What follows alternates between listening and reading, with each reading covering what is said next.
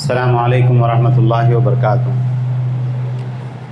ان الحمد للہ نحمده ونستعینه ونستغفره ونعوذ باللہ من شرور انفسنا ومن سیئات اعمالنا من يهده الله فلا مضل له ومن يضلل فلا هادي له واشهد ان لا اله الا الله وحده لا شريك له واشهد ان محمدا عبده ورسوله اما بعد فإن خير الحديث كتاب الله وخير الهدي هدي محمد صلى الله عليه وعلى آله وسلم وشر الأمور محدثاتها وكل محدثة بدعة وكل بدعة ضلالة وكل ضلالة في النار۔ قال سبحانه وتعالى إنهم فتية آمنوا بربهم وزدناهم هدى۔ میرے محترم بزرگوں اور میرے عزیز ساتھیوں، تمام تعریفیں، ہر طرح کی بڑائی، کبریائی، پاکیزگی اللہ رب العالمین احکم الحاکمین کے لیے لائق و دیبا ہے، جو سارے جہانوں کا بنانے والا اور پالنے والا ہے، بے حد مہربان، نہایت رحم کرنے والا ہے، روز جزا کا مالک ہے، ہر طرح کا نفع، نقصان، عزت، ذلت تنہا اسی کے ہاتھ میں ہے۔ وہ جس کو عزت دے اسے کوئی ذلیل نہیں کر سکتا، اور وہ جس کو ذلیل کر دے اس کو کوئی عزت نہیں دے سکتا۔ اور بے شمار درود و سلام کا نزول ہو تمام انبیاء اکرام پر، بالخصوص آخری نبی اور رسول رحمت للعالمین جناب محمد رسول اللہ صلی اللہ علیہ وسلم پر۔ بہرحال حمد و صلوات کے بعد ہمارے لیے یہ خوشی کا موقع ہے کہ ہم لوگ ایک دین کی نسبت سے کچھ قرآن و سنت کی باتیں سننے کے لیے یہاں پر جمع ہوئے ہیں۔ اللہ تعالی ہمارے یہاں پر جمع ہونے اور جڑنے کو قبول فرمائیں، اور جیسے ہم لوگ یہاں پر بیٹھے ہیں اللہ تعالیٰ جنت الفردوس میں بھی ہم سب کو ایک ساتھ جمع فرمائیں۔ جو عنوان مجھ کو دیا گیا تھا جس پر مجھے گفتگو کرنی تھی وہ یہ ہے کہ دین اسلام اور نوجوانوں کی ذمہ داریاں۔ ہمارا دین ہم کو نوجوانی کے اعتبار سے کیا تعلیمات ہم کو دی گئی ہیں، کیا ہم کو سکھایا گیا ہے کہ ایک معاشرے کے اندر ایک نوجوان نے کون سا فعال رول ادا کرنا چاہیے۔ اس موضوع پر ہم انشاءاللہ بات کریں گے۔ دیکھیے، حضرت ابو برزہ اسلمی رضی اللہ تعالیٰ عنہ سے یہ حدیث ہے، کہتے ہیں اللہ کے نبی صلی اللہ علیہ وسلم نے فرمایا لا تزول قدم عبد یوم القیامت حتی یسأل عن عمرہ۔ قیامت کے دن اللہ رب العالمین کے سامنے سے بندے کے قدم ہٹ نہیں سکیں گے یہاں تک کہ اس سے چند سوالات نہ کر لیے جائیں۔ عن عمرہ فیما افنا، اس کی عمر کے بارے میں اس سے سوال کیا جائے گا کہ اپنی عمر اس نے کن کاموں کے اندر خرچ کی، اپنی عمر کن کاموں کے اندر گزاری۔ وان علمہ فیما فعل، جتنا علم اللہ نے اس کو دیا تھا اس علم کے مطابق اس نے کیا عمل کیے دنیا کے اندر۔ تو ٹھیک ہے، بہت ساری باتیں نہیں معلوم تھیں، اتنا معلوم تھا نا کہ اللہ ایک ہے، اس کا کوئی شریک نہیں، محمد صلی اللہ علیہ وسلم اللہ کے رسول ہیں، 5 وقت کی نمازیں فرض ہیں، اسلام میں فلاں چیزیں حرام ہیں، فلاں چیزیں کرنی چاہیے۔ تو جتنا علم تھا اس کے مطابق کتنا عمل کیا اللہ کے یہاں یہ بھی پوچھا جائے گا۔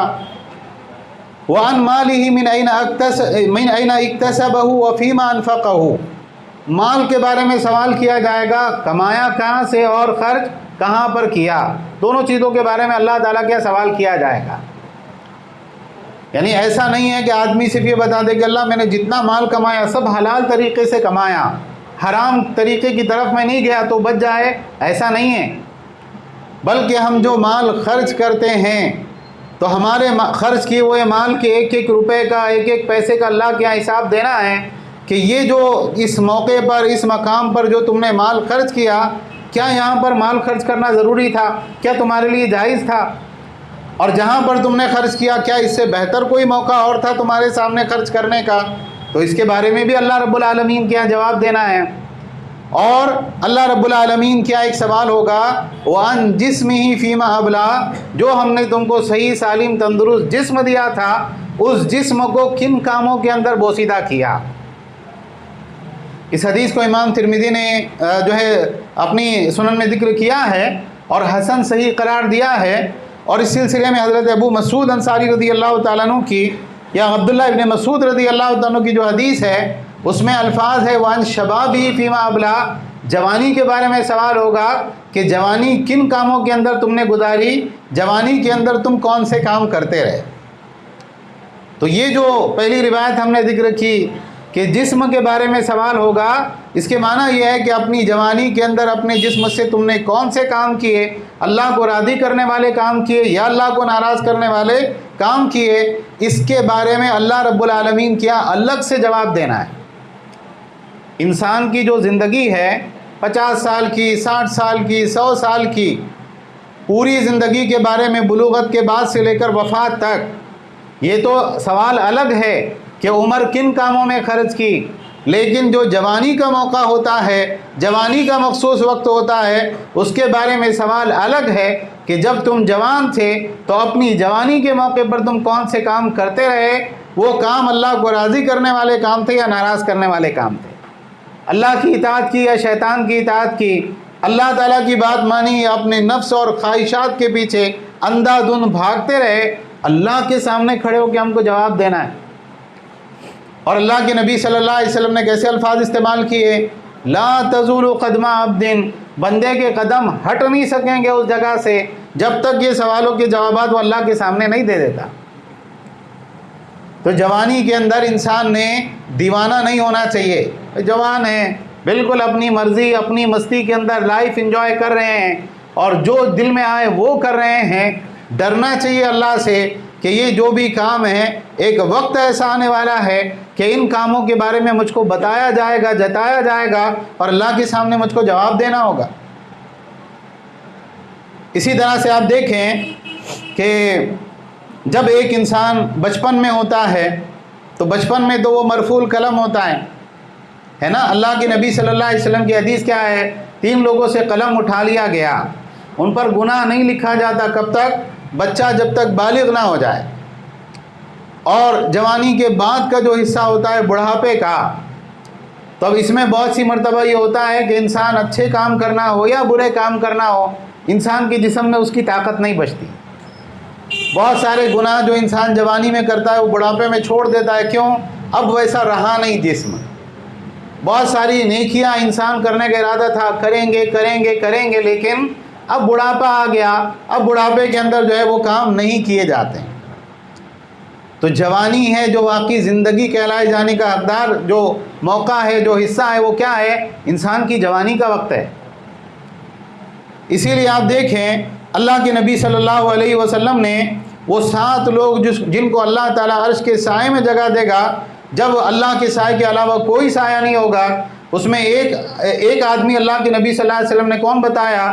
شاب نشأ فی عبادت اللہ عز وجل، وہ نوجوان جس کی نوجوانی اللہ کی عبادت میں بسر ہوئی، وہ نوجوان کو اللہ تعالیٰ قیامت کے دن اپنے عرش کا سایہ نصیب کرے گا، جس دن اللہ کے سائے کے علاوہ کوئی سایہ نہیں ہوگا۔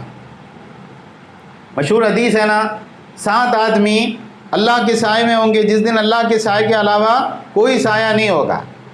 اس میں ایک تو یہ ذکر کیا گیا، دوسرا ایک موقع یہ ذکر کیا گیا کہ کوئی خوبصورت اور خاندانی عورت کسی انسان کو گناہ کی دعوت دے اور وہ کہے میں اللہ سے ڈرتا ہوں۔ یہ کس کا تذکرہ ہو رہا ہے، جوان کا یا بوڑھے کا؟ ظاہر سی بات ہے جوان کا تذکرہ ہو رہا ہے۔ تو یہ بات یاد رکھنا چاہیے کہ جوانی کے اندر اللہ کی طرف پلٹنا، اللہ کی طرف رجوع کرنا، گناہوں کو چھوڑ دینا، شیطان کے شکنجے میں نہیں آنا، نفس کے شکنجے میں نہیں آنا، اس کی بہت اہمیت ہے۔ اچھا، قرآن کریم اگر آپ مطالعہ کریں تو قرآن کریم میں اللہ نے بار بار الگ الگ مقامات پر جوانوں کے واقعات ذکر کیے کہ دیکھو جوانوں نے اپنی جوانی کے دنوں کے اندر کون سے کام کیے اللہ کو راضی کرنے والے۔ ہر جمعہ کے دن سورہ کہف کا پڑھنا سنت ہے اللہ کے نبی صلی اللہ علیہ وسلم کی، آپ نے اس کا حکم دیا ہے۔ اور اس کی فضیلت کیا ہے؟ جو جمعہ کے دن سورہ کہف کی تلاوت کرتا ہے اللہ تعالیٰ اگلے جمعہ تک اس کو ایک خاص نور عطا فرماتے ہیں۔ سورہ کہف کے اندر بالکل ابتدا میں اللہ نے کس کا تذکرہ کیا؟ اس سورت کا نام بھی اس کے اوپر ہے، کس کے اوپر؟ اصحاب کہف کے اوپر۔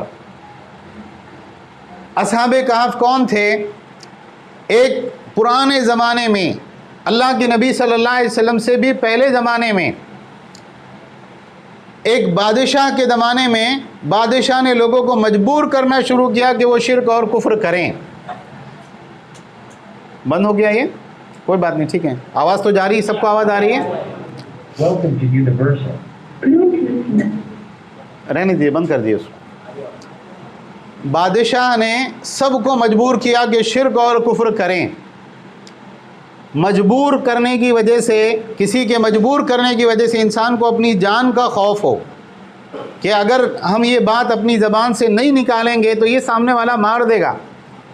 मजबूरी की हालत में जब इंसान का दिल ईमान के ऊपर मुतमईन हो, आदमी कलिमा कुफ्र बोल दे तो ठीक है, कुछ गुंजाइश है, लेकिन अपनी जान बचाने के लिए, अपनी नौकरी बचाने के लिए, अपना मकान बचाने के लिए, दुकान बचाने के लिए इस्लाम को छोड़कर कुफ्र को इख्तियार कर लेना, ये सही है? नहीं सही है।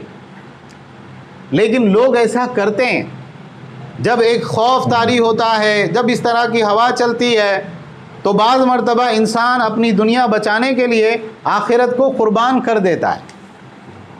तो बादशाह ने लोगों को हुक्म दिया कि भाई ये करो, फ़लाँ फ़लाँ माबूदों की बंदगी करना शुरू करो, अल्लाह की इबादत को छोड़ दो, अल्लाह के साथ शिर्क करो। लोगों ने करना शुरू किया, लेकिन चंद नौजवान थे, नौजवान सरफिरे होते हैं। भाई एक बुज़ुर्ग आदमी होता है, उम्र रसीदा, तो बाज़ मरतबा उसके दहन पे दुनियावी मसलहतें गालिब आ जाती हैं। बोले ऐसा कैसा, अल्लाह ने हमको पैदा किया और हम अल्लाह को छोड़कर दूसरों की इबादत करें, तब तो हम बहुत बुरा काम कर रहे हैं। उन्होंने आपस में मशवरा किया और मशवरा करके ये तय किया कि हम जाके गार के अंदर छुप जाते हैं। वहाँ गार में गए और गार में जाने के बाद अल्लाह ने उनको 300 साल से ज़्यादा सुला दिया।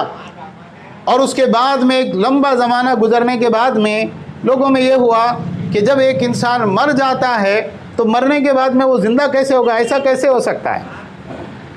तो अल्लाह सुब्हानहू व तआला ने क्या किया, असहाबे कहफ को नींद से बेदार किया।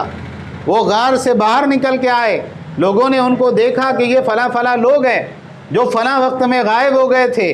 अल्लाह ने उनको 300 साल सुलाने के बाद में दोबारा नींद से बेदार किया।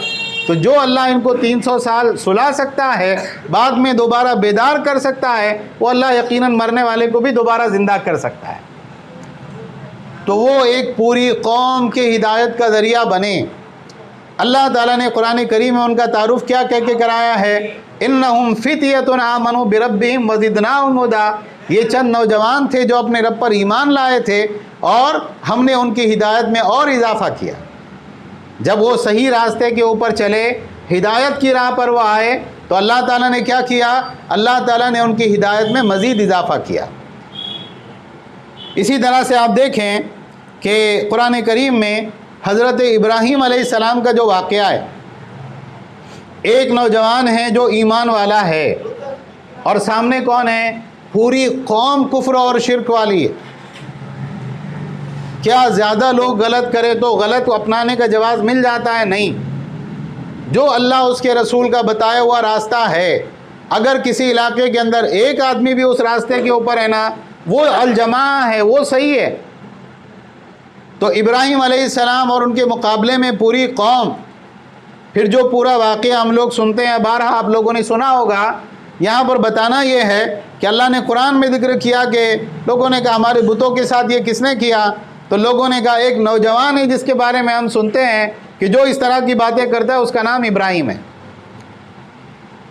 कुरान में अल्लाह ने हज़रत यूसुफ़ अलैहिस्सलाम का वाक़या बयान किया सूरह यूसुफ़ में, और उसको अहसनुल क़सस करार दिया है। सारे वाक़यात में बेहतरीन वाक़या।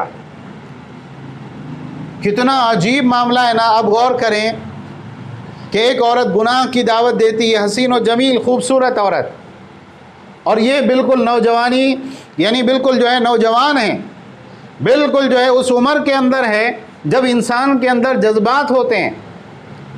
जब वो दरवाज़े बंद करके गुनाह की दावत देती है, तो हज़रत यूसुफ़ अलैहिस्सलाम क्या कहते हैं, माअदल्लाह इन्नहु रब्बी अहसन मस्वाय इन्नहु ला युफ्लिहुज़ ज़ालिमून। मैं अल्लाह की पनाह चाहता हूँ इस काम से, और अल्लाह ने मुझको बहुत बेहतरीन ठिकाना दिया है, वो ज़ालिमों को कभी कामयाब नहीं करता, मैं ये जुल्म नहीं कर सकता हूँ। और उसके बाद गुनाह से बचने के लिए कई साल जेल काटी। क्यों? ये गुनाह ना करना पड़े। दूसरा कोई आदमी होता तो क्या कहता, भाई मैं दिल से थोड़ी कर रहा, मेरे को मजबूर कर रहे हैं। तो मजबूरी के अंदर तो अल्लाह ताला माफ़ करने वाला है। لیکن کیا جذبہ تھا نوجوان کا کہ نہیں گناہ نہیں کرنا ہے، چاہے جیل چلا جاؤں لیکن مجھے اس غلط راستے کے اوپر نہیں جانا ہے۔ قرآن ہے جو ہم کو حضرت موسیٰ علیہ السلام کی نوجوانی کے واقعات سناتا ہے کہ موسیٰ علیہ السلام مصر سے نکل کے مدین پہنچتے ہیں اور دیکھتے ہیں کہ نوجوان لڑکیاں ہیں اور ان کے جانوروں کو پانی پلانے والا کوئی نہیں ہے، آگے بڑھ کے پانی پلاتے ہیں۔ پھر ان کے جو ہے والد بلاتے ہیں نوجوان لڑکیوں کے، اور موسیٰ علیہ السلام کی ان سے بات ہوتی ہے تو موسیٰ علیہ السلام سے کیا کہا جاتا ہے کہ اگر آپ یہ بات مانیں، اگر یہ شرط تسلیم کریں تو 8 سال تک آپ میری خدمت کریں، میں اپنی ایک بچی کا نکاح آپ کے ساتھ کر دیتا ہوں۔ موسیٰ علیہ السلام نے تسلیم کر لیا۔ یوسف علیہ السلام گناہ سے بچنے کے لیے، بے حیائی سے بچنے کے لیے 8 سال جیل میں رہنا تسلیم کیا، اور موسیٰ علیہ السلام نے نکاح کے لیے حلال طریقے سے جو ہے اس چیز کو حاصل کرنے کے لیے کئی سال تک انہوں نے اپنے سسر کی بکریاں چرانا، ان کے گھر کا کام کاج کرنا تسلیم کیا۔ یہ جو ہے ایک اسلام سکھاتا ہے کہ بھئی آپ کی نوجوانی گناہ سے بچ کر حلال جگہ جو ہے آپ کی جوانی صرف ہونا چاہیے۔ تو قرآن کریم میں نوجوانوں کے بہت سے واقعات اللہ نے ذکر کر کے ہمارے نوجوانوں کو یہ بتایا ہے کہ جوانی کے اندر کون سے کام کرنے کے ہیں، کون سے کام نہیں کرنے کے۔ ہم قرآن کو سمجھ کے پڑھنے کی عادت ڈالیں، قرآن میں غور کریں۔ اللہ نے انبیاء کے، رسولوں کے جو واقعات ذکر کیے، ان کی قوموں کے جو واقعات ذکر کیے، ہدایت کے لیے جو بنیادی اصول ذکر کیے، تو ہم کو بہت کچھ وہاں سے سیکھنے کے لیے ملے گا، اس لیے کہ اللہ نے وہ کتاب نصیحت حاصل کرنے کے لیے اللہ نے اتاری ہے۔ اچھا، نوجوانوں کے تعلق سے کیا کرنا چاہیے ہم لوگوں کو، کیا نہیں کرنا چاہیے، بہت اختصار کے ساتھ چند چیزیں ہم دیکھتے ہیں۔ سب سے پہلا حق ہمارے اوپر کس کا ہوتا ہے؟ اللہ کا، ہے نا؟ جو بھی کام کرنے ہیں اللہ تعالیٰ نے فرمایا قرآن کریم میں سورہ ذاریات آیت نمبر 56 میں، وَمَا خَلَقْتُ الْجِنَّ وَالْإِنسَ إِلَّا لِيَعْبُدُونَ، میں نے جنوں اور انسانوں کو محض اپنی عبادت کے لیے پیدا کیا ہے۔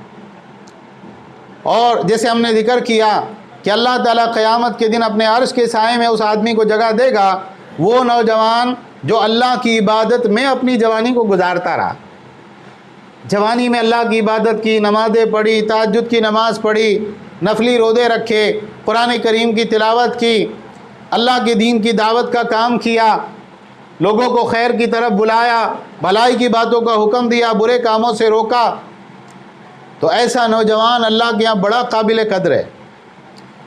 تو سب سے پہلے ہم لوگ اس بات کو پہچانیں کہ اللہ کا ہمارے اوپر حق کیا ہے اور اس حق کو ہم ادا کریں۔ حضرت معاذ بن جبل رضی اللہ تعالیٰ کی حدیث ہے، اللہ کے نبی صلی اللہ علیہ وسلم کے ردیف تھے، آپ کے پیچھے سواری پر بیٹھے تھے۔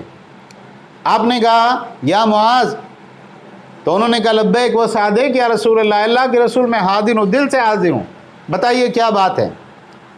تو آپ صلی اللہ علیہ وسلم نے پوچھا کہ اتدری ما حق اللہ علی العباد وما حق العباد علی اللہ، کیا تم جانتے ہو کہ اللہ کا بندوں کے اوپر کیا حق ہے اور بندوں کا اللہ کے اوپر کیا حق ہے؟ انہوں نے کہا اللہ و رسول و عالم، اللہ اس کا رسول بہتر جانتے ہیں اس بات کو۔ تو اللہ کے نبی صلی اللہ علیہ وسلم نے فرمایا اللہ تعالیٰ کا بندوں کے اوپر یہ حق ہے کہ بندے اللہ تعالیٰ کے ساتھ کسی کو شریک نہ کریں، یہ سب سے بنیادی حق ہے اللہ تعالیٰ کے اوپر، اللہ تعالیٰ کا بندوں کے اوپر۔ اللہ کی توحید، ایک اللہ کو رب ماننا، اللہ ہی سے اپنی ساری منتیں اور مرادیں ماننا، اللہ ہی سے اپنے جو ہے سارے امیدوں کو لگانا، اللہ ہی سے سب سے زیادہ محبت کرنا، اللہ ہی سے سب سے زیادہ ڈرنا، اللہ کی توحید کا کما حق و علم حاصل کرنا، یہ اللہ تعالیٰ کا سب سے بنیادی حق ہے، اور یہ ہمارے نوجوانوں کو پہچاننا چاہیے۔ اور آپ صلی اللہ علیہ وسلم نے فرمایا کہ معاذ جانتے ہو کہ اگر بندے یہ کام کر لیں تو پھر بندوں کا اللہ کے اوپر کیا حق ہے؟ انہوں نے کہا اللہ کے نبی آپ بہتر جانتے ہیں۔ تو آپ صلی اللہ علیہ وسلم نے فرمایا کہ اللہ کے اوپر اس کے بندوں کا یہ حق ہے کہ پھر وہ ان کو عذاب نہ دیں۔ جو اللہ کی توحید کو پہچانے اور اللہ کی فرما برداری کرے، اللہ کے حکموں کو مانے، اللہ کے سامنے سر تسلیم خم کرے، تو ایسی صورت میں کیا ہوگا؟ اللہ پھر اپنے اس بندے کو عذاب نہیں دے گا۔ تو ایک یہ ہے کہ ہم اللہ تعالیٰ کے حق کو پہچانیں. دوسری بات یہ ہے کہ نوجوانوں کو اپنے ماں باپ کے حق کو بہت پہچاننا چاہیے. قیامت کی نشانیوں میں سے یہ بات ہے کہ اولاد نافرمان ہو جائے گی. اس سلسلے میں آپ دیکھیں ایک بہت مشہور حدیث ہے حضرت جبریل علیہ السلام کی، حدیث جبریل جس کو کہا جاتا ہے کہ حضرت جبریل علیہ السلام ایک مرتبہ بالکل اجنبی صورت میں آئے صحابہ کے مجمع میں، اللہ کے نبی صلی اللہ علیہ وسلم کے ساتھ بیٹھے اور آپ سے بہت اہم سوالات کیے تاکہ صحابہ کو اس کا علم ہو. اے اللہ کے نبی ایمان کیا ہے بتائیے. اللہ کے نبی صلی اللہ علیہ وسلم نے بتایا کہ ایمان کیا ہوتا ہے. اسلام کیا ہے بتائیے. آپ نے اسلام کے بارے میں بتایا. پھر انہوں نے آپ سے پوچھا اللہ کے نبی قیامت کے احسان کیا ہے. آپ نے احسان کے بارے میں بتایا. پھر انہوں نے پوچھا قیامت کب آئے گی. آپ نے کہا جو سوال کرنے والا ہے، جس سے سوال کیا جا رہا ہے، وہ اس سے زیادہ نہیں جانتا ہے، نہیں معلوم قیامت کب آئے گی، اللہ ہی کو معلوم ہے کب آئے گی.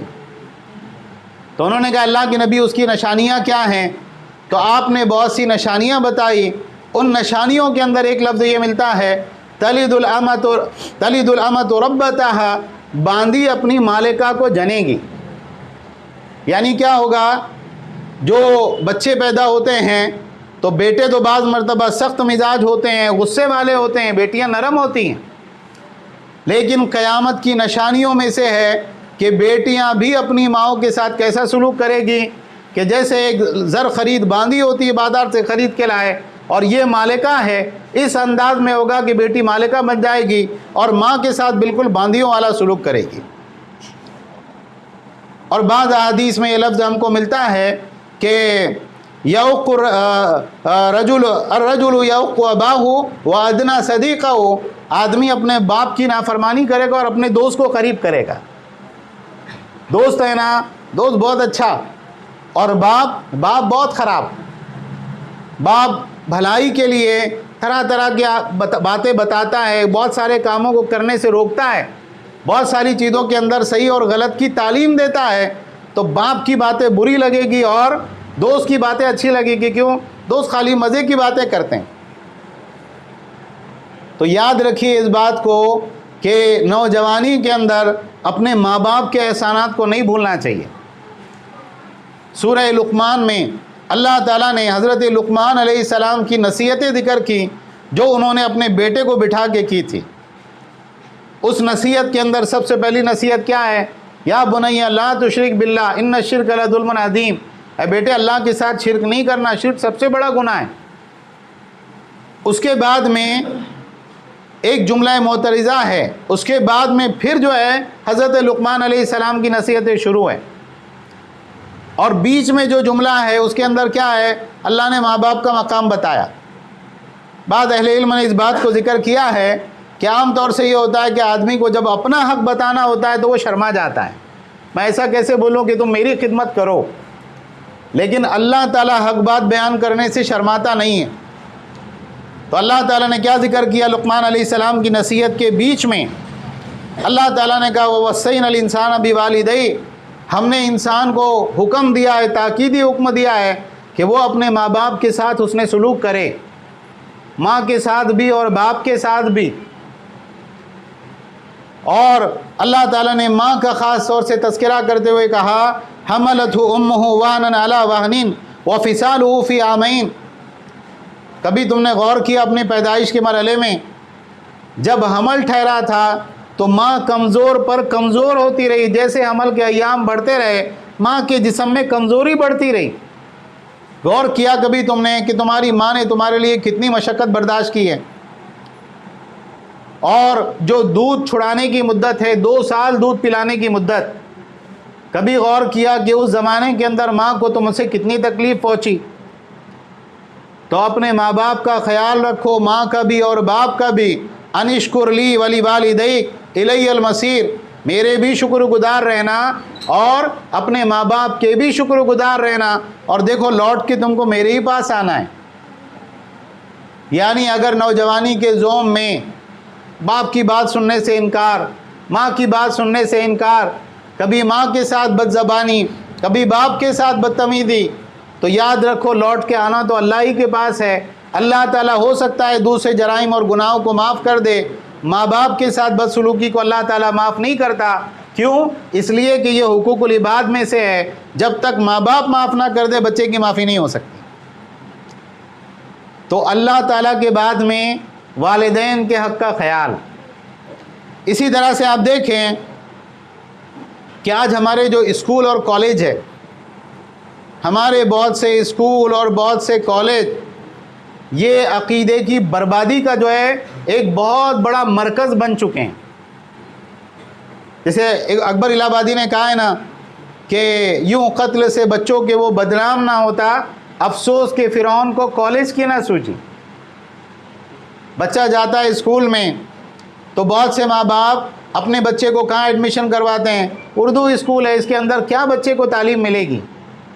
یا یہ ہے کہ بھئی یہ مسلم اسکول ہے، بہت سی انگریزی مسلم اسکول بھی شروع ہوئے ہیں، اچھے چل رہے ہیں. نہیں، اپنا بچہ کہاں جانا چاہیے؟ مشنری اسکول میں. بچہ کرسچن اسکول میں جا رہا ہے، ہندو اسکول میں جا رہا ہے، سکھ اسکول میں جا رہا ہے، اور وہاں جانے کے بعد میں پڑھانے والے ٹیچر نان مسلم. وہاں پر جو نصاب ہے، جو سلیبس ہے، اس کے اندر اسلام کا دور دور تک کوئی تصور نہیں. ایک وقت کی نماز بھی بچہ نہیں پڑھ رہا. بہت سے بچے سالوں گزر جاتے جمعے کی نماز بھی نہیں پڑھتے، اور ان کو اسلامی شخصیات کے بارے میں کوئی معلومات نہیں، نہ اللہ کے بارے میں، نہ رسول کے بارے میں، نہ صحابہ کے بارے میں. جو غیر مسلم شخصیات ہے ان کے بارے میں مکمل اس کو تعلیم دی گئی کہ بھئی فلاں فلاں فلاں فلاں فلاں. اور ساتھ میں پڑھنے والے بچے نان مسلم، لڑکے لڑکیاں ایک ساتھ تعلیم حاصل کر رہے ہیں. تو یہاں پر انسان کے ذہن سے اسلام بالکل کھرچ کر وہاں پر کیا چیزیں آ جاتی ہیں؟ کفر اور اہل کفر سے محبت. یہ ساری چیزیں بچے کے ذہن میں گھر کر جاتی ہیں. اب اس کے بعد میں جب یہ بچہ نوجوانی کی دہلیز میں پہنچتا ہے، بڑی کلاسوں میں، اس کے بعد کالج میں، تو وہ جو ایک عشق بازی کا ماحول ہوتا ہے، لڑکے لڑکیوں کے آپسی تعلقات ہوتے ہیں، تو اس کے بعد میں کیا ہوتا ہے؟ یہ ایسی بربادی کے راستے کے اوپر چلتا ہے جہاں پر وہ کبھی بھی کامیابی کو نہیں پہنچنے والا ہے. دنیاوی اعتبار سے ہو سکتا ہے کچھ بن جائے، آخرت کے اعتبار سے تباہ ہو کے وہاں سے نکلتا ہے. یہ ماں باپ کی فکر کرنے کی ضرورت ہے. یہ قوم کے جو بڑے ہیں، ذمہ دار ہیں، علماء ہیں، دعات ہیں، ان کی فکر کرنے کی ضرورت ہے. اور گھر والوں کو فکر کرنے کی ضرورت ہے کہ آپ دنیاوی تعلیم دے رہے ہیں، آپ یہ دیکھیے کہ دینی اعتبار سے اس کی تعلیم کا کیا، اس نے عقیدہ اور منہج سیکھا یا نہیں سیکھا، اللہ اس کے رسول کی جو عظمت اس کے دل میں ہونا چاہیے وہ ہے یا نہیں ہے، اسلام سے جو محبت اس کے دل میں ہونا چاہیے وہ ہے یا نہیں ہے. گھر والوں کو خیال کرنا چاہیے، ورنہ بچے مرتد ہوتے رہیں گے اور ہم آنسو بہاتے رہیں گے. لیکن یاد رکھیے کہ یہ واقعات رکنے والے نہیں، اس لیے کہ اس میں بنیادی ذمہ دار ماں باپ ہیں. تو اپنے عقیدے اور منہج کی فکر، اور یہ بات یاد رکھیے کہ دنیا میں برائی کتنی بھی عام ہو جائے، انسان اپنی نگاہیں بچا کر اللہ کا تقوی اختیار کر کے نوجوانی کے زمانے میں خاص اللہ کا تقوی اختیار کرے. یہ حرام ہے، یہ غلط ہے. میوزک حرام ہے، لڑکے لڑکیوں کے آپسی تعلقات، آپسی دوستیاں حرام ہیں. اسلام میں اس کا کوئی تصور نہیں ہے. اسی طرح سے آپ دیکھیں کہ برے دوستوں کے بارے میں اللہ نے قرآن میں کیا کہا ہے. جو بگاڑ انسان کے اندر آتے ہیں نا، فحش چیزوں کا جو ہے آپس میں ایک دوسرے کے ساتھ بانٹنا، موبائل فون ہے، اسمارٹ فون ہے سب کے پاس میں، اور اس کے بعد میں گندی اور غلط عادتیں، اور سگریٹ پینا، اور اس کے بعد میں پھر نشے آور چیزوں کا استعمال کرنا. عام طور سے جتنی برائیاں انسان کے اندر آتی ہیں وہ اس کے برے دوستوں کی طرف سے آتی ہیں. اللہ تعالیٰ نے قرآن کریم میں فرمایا الاخلاء یومئذ بعضهم لبعض عدو الا المتقین. قیامت کے دن جب سارے لوگ اللہ کی بارگاہ میں جمع ہوں گے تو جو دنیا میں جگری دوست رہے وہ آخرت کے اندر جانی دشمن ہوں گے ایک دوسرے کے، سوائے متقی اور پرہیزگار لوگوں کے. جو دنیا میں دین پر تھے، اسلام پر تھے، سنت پر تھے، تقوی رکھنے والے تھے، اللہ کا ڈر رکھنے والے تھے، وہ تو آخرت میں بھی اللہ کے یہاں بھی ان کی دوستی باقی رہے گی. وہ وہاں بھی اپنی دوستی نبھائیں گے، اپنے دوستوں کی شفاعت کریں گے اللہ کے سامنے. لیکن جو دنیا میں گناہ کی دوستیاں تھیں، جب آخرت کے اندر وہ دن آئے گا اللہ کے سامنے پیشی کا، یہ سب آپس میں ایک دوسرے کے دشمن ہو جائیں گے۔ اللہ تعالیٰ نے فرمایا، اللہ کے نبی صلی اللہ علیہ وسلم نے فرمایا، المرء علی دین خلیلہ فلینظر احدکم من یخالل، آدمی اپنے دوست کے دین پر ہوتا ہے، اس کو بہت غور کرنا چاہیے وہ کس سے دوستی کر رہا ہے۔ اچھا، پہلے تو ایک زمانے میں یہ ہوتا تھا کہ دوستیاں آف لائن ہوتی تھیں، بھئی یہ اسکول میں پڑھنے والا ہے، یہ کالج میں پڑھنے والا ہے، یہ ہماری گلی میں رہنے والا ہے، محلے میں رہنے والا ہے، یا زیادہ سے زیادہ یہ کہ یہ ہمارے شہر میں رہنے والا ہے۔ آج کے دور میں دوستیاں کیسی ہے، فیس بک پہ آپ نے اکاؤنٹ بنایا اور ایک دوست آپ کے شہر کا، ایک دوست آپ کے محلے کا، اور ایک دوست آپ کے ملک کا، اور ایک دوسرے ملک کا۔ ایک شخص کون ہے اس کی آئی ڈی نہیں معلوم، اور وہ کہاں رہتا ہے نہیں معلوم، دینی اعتبار سے اس کا مزاج کیا ہے نہیں معلوم۔ اب انسان فیس بک پہ لگا ہوا ہے، فلاں کی آئی ڈی پہ کمنٹ کر رہا ہے، فلاں سے جو ہے وہ چیٹنگ کر رہا ہے میسنجر پہ، کہیں پر جو ہے واٹس ایپ پہ بات چیت ہو رہی ہے، اور اس کو یہ نہیں معلوم ہے کہ یہ آدمی حقیقتاً ہے کون۔ اور بعض مرتبہ بڑے بڑے فراڈ ہوتے ہیں، بعض مرتبہ ایسے ایسے واقعات ہوتے ہیں کہ لوگ بلیک میلنگ کا شکار ہوتے ہیں، بعض مرتبہ لوگ سوسائڈ کرنے پہ مجبور ہوتے ہیں۔ کس وجہ سے؟ برے دوستوں کی وجہ سے۔ آپ کے حقیقی سب سے اچھے دوست دنیا میں کون ہے معلوم ہے؟ آپ کے ماں باپ ہیں۔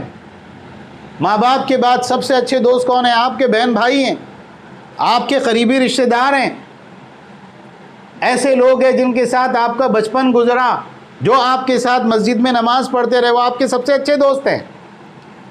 ان دوستوں کو چھوڑ کر خیالی دوستوں کی طرف جانا اور خیالی دنیا کے اندر وقت گزارنا، ہمارے نوجوانوں کو اس سے نکلنے کی ضرورت ہے۔ اسی طرح سے آپ دیکھیں کہ اللہ کے نبی صلی اللہ علیہ وسلم کی سنت سے ہم کو ایک بات یہ ملتی ہے کہ جب انسان بڑا ہو جائے، کسی لائق ہو جائے، تو اس کو کمانے کی فکر کرنا چاہیے اور جلدی سے جلدی اپنے ماں باپ کے بوجھ کو ہلکا کرنا چاہیے۔ آج ایک مزاج ہے ہمارے نوجوانوں میں، خاص طور سے اگر آپ دیکھیں کہ کافی عمر ہو گئی اور بہت کچھ کر سکتے ہیں، لیکن آرام سے گھر میں بیٹھے ہیں۔ کیوں؟ ہاں پڑھائی چل رہی ہے اور فلاں فلاں جو ایگزام ہونے والے ہیں تو میں گھر میں پڑھ رہا ہوں، اور اس کے بعد میں فضول دوستیاں ہیں، ادھر ادھر کے فضول اخراجات ہیں، اور خالی جو ہے وقت گزاری ہے، ٹائم پاس ہے۔ اللہ کے نبی صلی اللہ علیہ وسلم کی زندگی کو اگر آپ دیکھیں، ایک مرتبہ آپ نے صحابہ سے کہا، صحیح بخاری کی روایت ہے، ما من نبی الا وقد راہ الغنم، کوئی نبی دنیا کے اندر ایسا نہیں آیا جس نے بکریاں نہ چرائی ہوں۔ اللہ تعالیٰ کے جتنے انبیاء دنیا کے اندر آئے وہ سب بکریاں چرائی انہوں نے عمر کے کسی نہ کسی مرحلے میں۔ تو صحابہ نے پوچھا، اللہ کے نبی آپ بھی؟ اللہ کے نبی صلی اللہ علیہ وسلم نے فرمایا، نعم کنت اراھا، میں بھی بکریاں چرایا کرتا تھا، مکے والوں کی بکریاں چند قرات کے بعد میں بھی چرانے کے لیے لے جایا کرتا تھا۔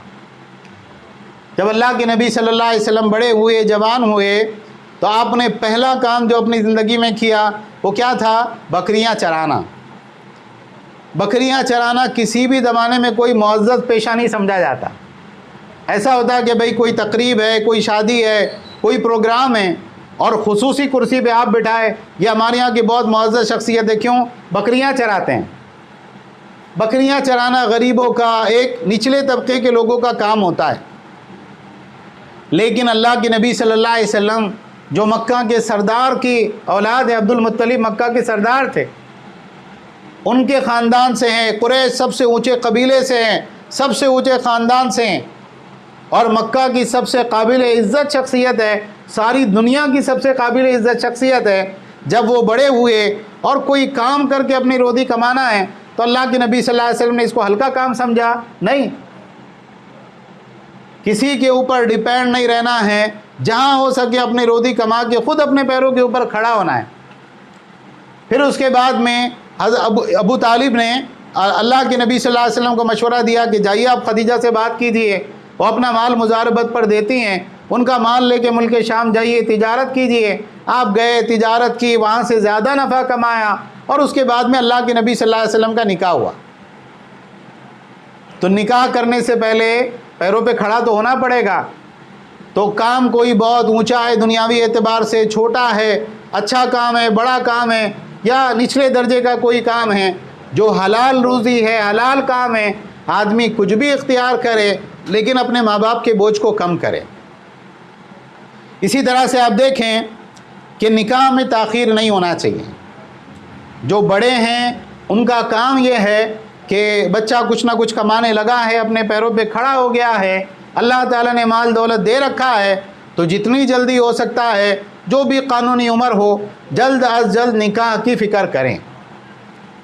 اللہ کے نبی صلی اللہ علیہ وسلم نے فرمایا یا معاشر الشباب من استطاع منکم الباءۃ فلیتزوج، اے نوجوانوں کی جماعت جو نکاح کی طاقت رکھتا ہو اس کو ضرور نکاح کر لینا چاہیے، اس لیے کہ اس سے کیا ہوگی، عزت و آبرو کی حفاظت ہوگی، نگاہیں جھکی رہے گی۔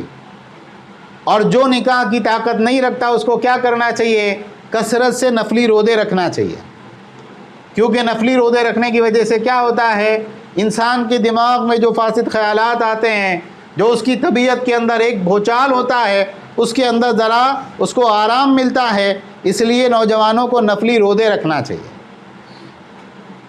تو یہ بات کی فکر ضروری ہے۔ اور اس کے ساتھ میں کیا کرنا چاہیے ہم لوگوں کو، اللہ کے دین کو سیکھیں اور اللہ تعالیٰ کے دین کو سیکھ کر اپنے آپ کو اللہ کی دین کی دعوت میں لگائیں۔ دیکھیے میں یہ نہیں بول رہا کہ آپ کوئی بہت بڑے پیمانے کے اوپر آپ کام کریں، جو مسجد کے امام ہیں، جو معتبر عالم دین ہیں، قرآن پڑھنا سیکھیں اس سے، اسی طرح سے جو ہے احادیث کا مطالعہ کریں، جو بنیادی دینی کتابیں ہیں اس کا مطالعہ کریں، اور اپنے اوقات کو دنیاوی کام کاج کے علاوہ اللہ کے دین کی مضبوطی کے لیے صرف کریں۔ ان تنصروا اللہ ینصرکم ویثبت اقدامکم، اگر تم اللہ کی مدد کرو گے یعنی اللہ کے دین کی مدد کرو گے تو کیا ہوگا، اللہ تعالیٰ تمہاری مدد کرے گا اور تمہارے قدموں کو جما دے گا۔ اللہ کے نبی صلی اللہ علیہ وسلم کے زمانے میں ایسی دسیوں مثالیں صحابہ اکرام میں ہم کو ملتی ہیں۔ مصعب ابن عمیر رضی اللہ تعالیٰ عنہ ہیں، بہت اونچے خاندان سے ہیں، بہت نادوں کے پالے ہیں، اور یہ صحابی کے اندر اللہ کے نبی صلی اللہ علیہ وسلم کی بہت مشابہت تھی، یہاں تک کہ جب یہ غزوہ احد میں شہید ہوئے تو لوگوں میں ایک افواہ پھیلی تھی کہ محمد صلی اللہ علیہ وسلم شہید ہو گئے، تو اللہ کے نبی صلی اللہ علیہ وسلم سے دکھنے دکھانے میں بہت مشابہ، اسلام لے آئے، اور اسلام لانے کے بعد میں کیا ہوا، گھر والوں نے سب کچھ چھین لیا کہ تم مسلمان ہو گئے، اب یہ سب کچھ تمہارا نہیں، جاؤ تم کو جہاں جانا ہے جاؤ۔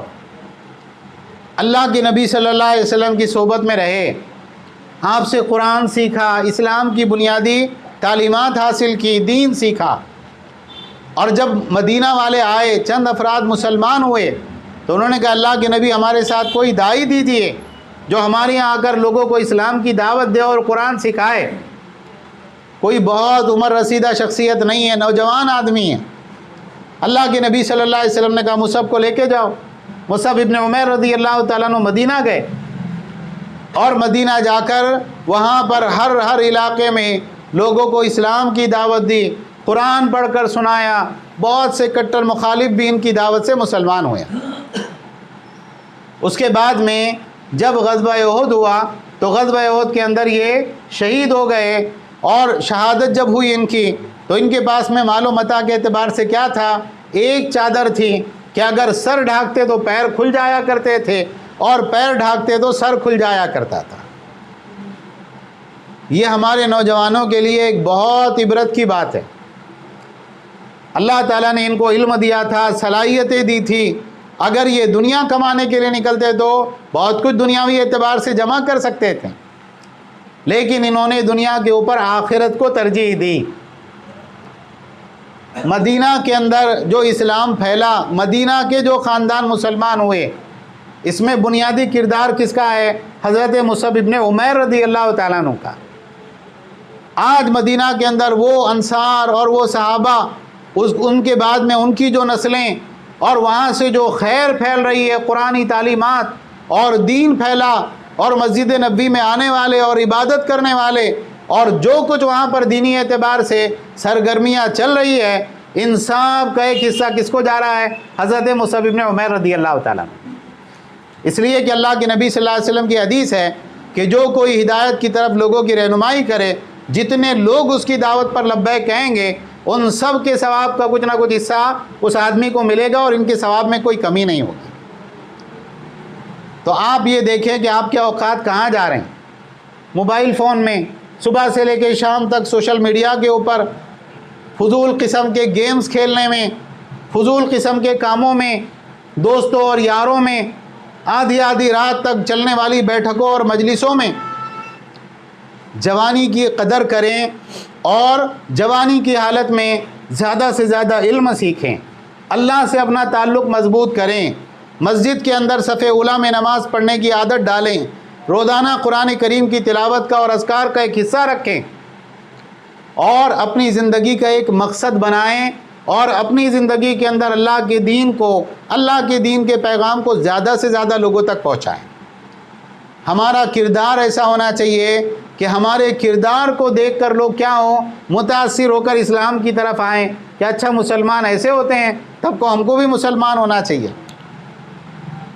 اللہ کے نبی صلی اللہ علیہ وسلم 40 سال کی عمر میں نبی بنائے گئے، لیکن اس سے پہلے بھی جو زندگی آپ نے مکہ میں گزاری تو لوگ آپ کو کس نام سے جانتے تھے؟ الصادق اور الامین، بہت سچا اور بہت امانت دار۔ یہ ہماری پہچان ہونا چاہیے۔ اللہ تعالیٰ سے دعا ہے جو باتیں کہی سنی گئی اللہ تعالیٰ اس پر ہم کو عمل کرنے کی توفیق عطا فرمائیں۔ آمین۔ وآخر دعوانا ان الحمد للہ رب العالمین۔